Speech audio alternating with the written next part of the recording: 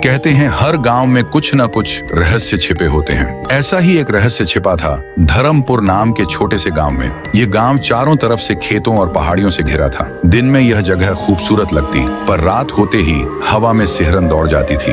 गांव के बीचों बीच एक पुराना मकान था, भाटिया हवेली। लोग उसे भूतिया घर कहते थे। उस घर के पास कोई नहीं जाता था, यहाँ तक कि बच्चे भी वहाँ के पेड़ों की तरफ देखते तक नहीं थे। कहते हैं उस हवेली में एक गुड़िया रहती है। सिर्फ गुड़िया नहीं, एक जिंदा आत्मा। जिसने भी उसे छूने की कोशिश की, उसका नाम गांव के इतिहास से मिट गया। एक दिन राइस्टार शहर से गांव लौटा था। वो वैसे तो एक फोटोग्राफर था, पर उसकी रुचि हमेशा असली कहानियों और रहस्यमयी जगहों में रही थी। जब उसने गांव लौटकर सुना कि यहाँ एक भूतिया हवेली है, तो उसकी जिज्ञासा बढ़ गई। उसने अपने बचपन के दोस्त सोहन से पूछा, भाई सब लोग उस हवेली से इतना डरते क्यों हैं? सोहन ने डरते हुए कहा, राइस्टार तू नहीं समझेगा, वो घर जिंदा है। रात में उसकी खिड़कियों से हंसी आती है और अंदर एक गुड़िया है जो आंखें खोल देती है। राइस्टार हंसा, भूत प्रेत कुछ नहीं होते सोहन, सिर्फ अफवाहें हैं। मैं खुद जाऊंगा वहाँ और सबको दिखाऊंगा कि वो जगह खाली है। सोहन ने कहा, मत जा राइस्टार, जिसने भी उस गुड़िया को देखा है वो लौटकर कभी ठीक नहीं रहा।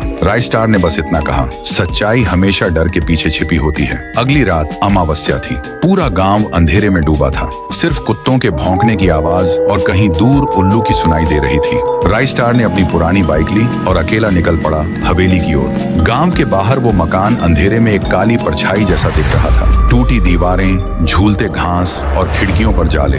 लगता था जैसे वो घर सांस ले रहा हो। जब उसने हिम्मत जुटाकर अंदर गया, अंदर एकदम सन्नाटा था। वह धीरे धीरे आगे जा रहा था। हर कदम पर लकड़ी की फर्श कराह उठती, जैसे किसी की पसलियों पर चल रहा हो। दीवारों पर पुराने चित्र लटके थे। कुछ चेहरे धुंधले पड़ चुके थे, कुछ के सिर ही नहीं थे। अचानक उसे पीछे से एक धीमी हंसी सुनाई दी। उसने पीछे मुड़कर देखा, कुछ नहीं था, सिर्फ टूटी खिड़की से आती ठंडी हवा जो उसकी गर्दन से होकर गुजर गई। वो आगे बढ़ा। कमरे के बीचों बीच एक टूटी हुई कुर्सी पड़ी थी और उसके सामने धूल में ढंकी एक छोटी लकड़ी की मेज पर कुछ रखा था। एक पुरानी गुड़िया, वो सफेद फ्रॉक में थी, उसके बाल उलझे हुए थे और उसकी एक आंख टूटी हुई थी। राइस्टार ने उसकी तरफ देखा।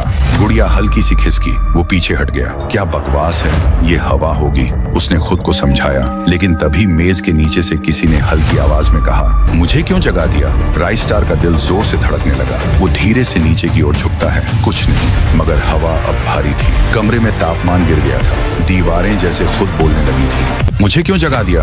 वो आवाज इतनी धीमी थी कि जैसे किसी ने दीवार के भीतर से फुसफुसाया हो। राइस्टार ने सांस रोकी।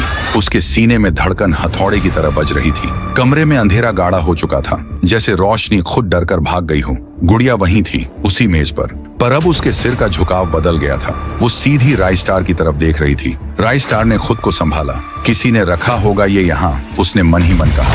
हवा से खिसक गई होगी, लेकिन उसका गला सूख रहा था। उसे महसूस हुआ जैसे कोई उसके बहुत करीब खड़ा है, लेकिन दिख नहीं रहा। कमरे में चारों तरफ बस अंधकार का राज था। ऊपर से कहीं छत की लकड़ी कर्र कर्र की आवाज कर रही थी। राइस्टार ने एक कदम पीछे लिया। लकड़ी की फर्श चरमराई। तभी दरवाजे के पीछे से किसी ने 3 बार थपथपाया।